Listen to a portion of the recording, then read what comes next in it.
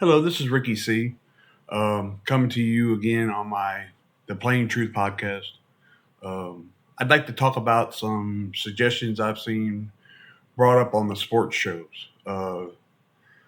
Get Up, particularly with Mike Greenberg. Uh, I believe that's his name. So they want us to do a NBA style lottery draft for the NFL draft. They think it'd just be fun. So there's an old saying: if it ain't broke, don't fix it. The reason the NFL is so entertaining is the best sport in the world, the one that makes the most money, the one that's got the most ratings, um, is because there's parity. You know, every team has a chance to turn it around. And that's because of the way the NFL draft is set up. The worst team gets the first pick. Period. Now, as we all know, it usually takes more than one draft to turn a team around, right? Well, if you start doing a lottery draft for the NFL, there's a chance, a definitive chance, that the worst team in the NFL will never win that first pick. And in doing this, you guarantee them to be bottom dwellers for years. NFL teams need their fan sponsorship. They need fans to put their butts in the seat, right? They need fans that are willing to watch games on TV. And if there's absolutely no chance that a team, say like the Cleveland Browns, can turn it around just by one pick in the draft, by getting the right quarterback, then the NFL's popularity will drop off a cliff. I mean, it just plummet. So it works. And if it works, why change it? Oh, it'd make it more interesting. It's pretty interesting right now. Anybody who's an NFL fan watches the NFL draft. Even if your team is the Philadelphia Eagles or the Kansas City Chiefs, you want to know what your team is doing in the draft.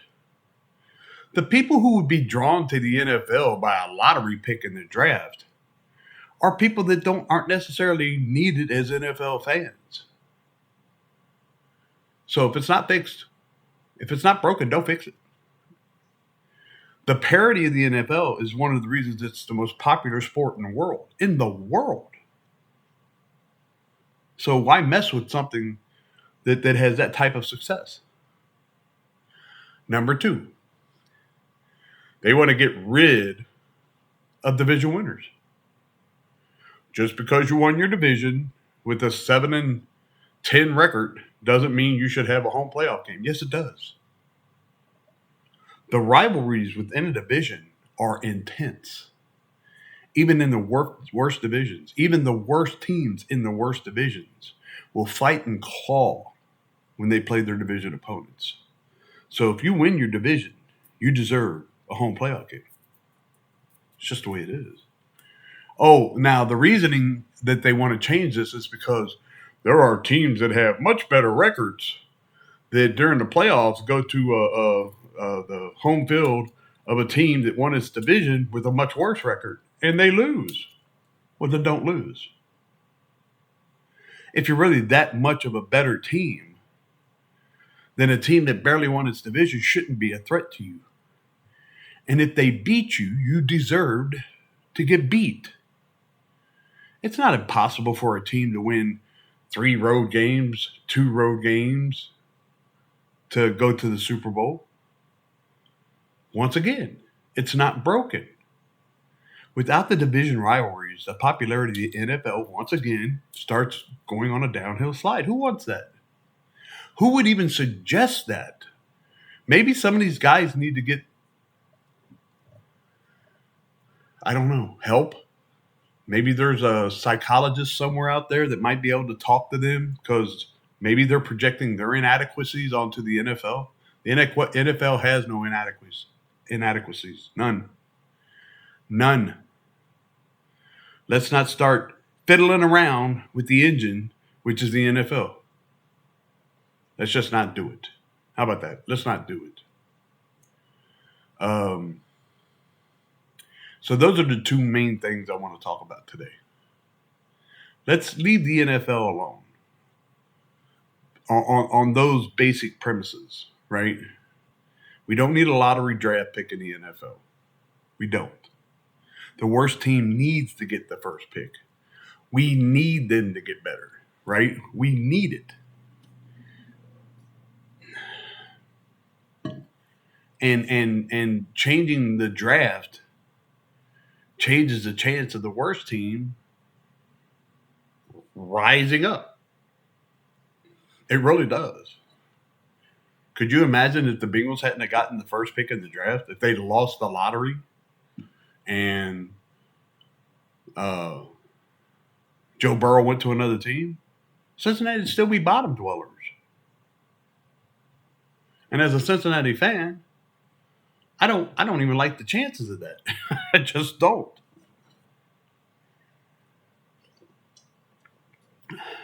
That's my coffee. I need my coffee in the morning. I am not a morning person. I need my coffee to get jump started. So, Brock Purdy. Man, Brock Purdy deserves his contract. I don't care what round he was drafted in. I don't care what position he was drafted in, what round. The man knows what he's doing when it comes to the San Francisco 49ers. And anybody who thinks that the 49ers wasted their time by paying him his money, I mean, what more do you want from the guy? Playoffs every year but last year. 2 NFC championship games. 1 Super Bowl. I mean, what do you want from the guy? What more does he have to prove to you that he was better than everybody thought he was? What more does he have to do? Oh, you don't like it because his coach is great? Patrick Mahomes' coach is great. Do we talk bad about him because he's got a great coach? Maybe one of the best coaches of all time. Does that mean Patrick Mahomes isn't a good quarterback? Oh, his scheme is great. Well, Patrick Mahomes' coach knows how to scheme up wins. Does that mean he's less? Oh, he's got great positional players around him.